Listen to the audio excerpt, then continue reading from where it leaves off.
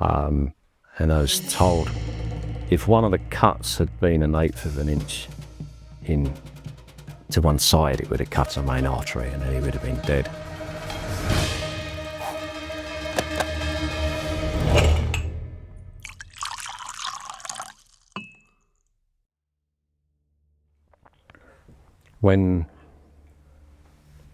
And putting that in context, this is Brad will relate well to this.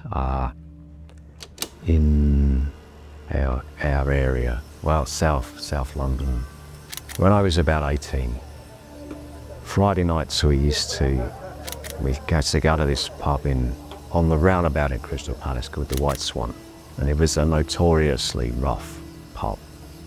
Remember one night there was a little argument outside and a guy got his ear axed off. Took his ear off with an axe.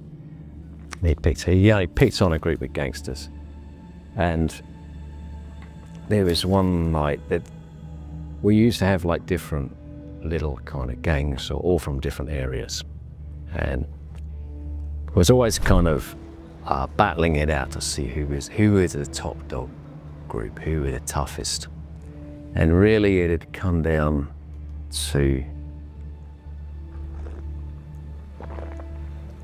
the guys from Norwood. This was their home turf. This was kind of their area.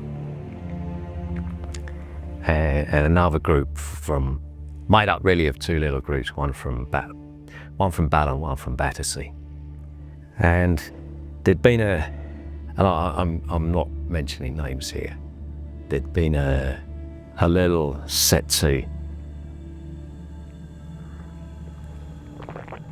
the week before, and one of the guys from Battersea had just stuck a knife in one of the Norwood guys' bum, which is just like a little kind of warning thing in that it's just like, it's not a dangerous injury, it's just, making a point, literally.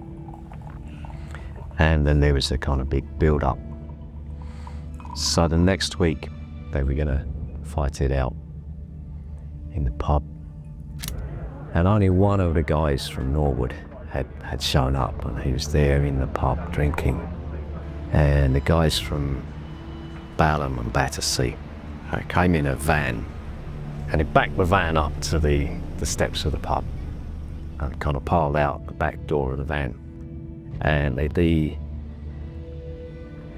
the guy who was kind of like the craziest one had a samurai sword, and the rest of them had machetes.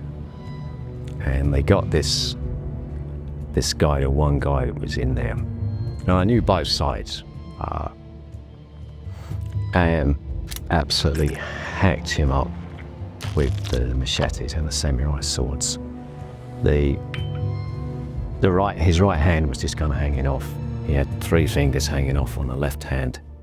4 skull fractures from the machetes, fracturing the skull.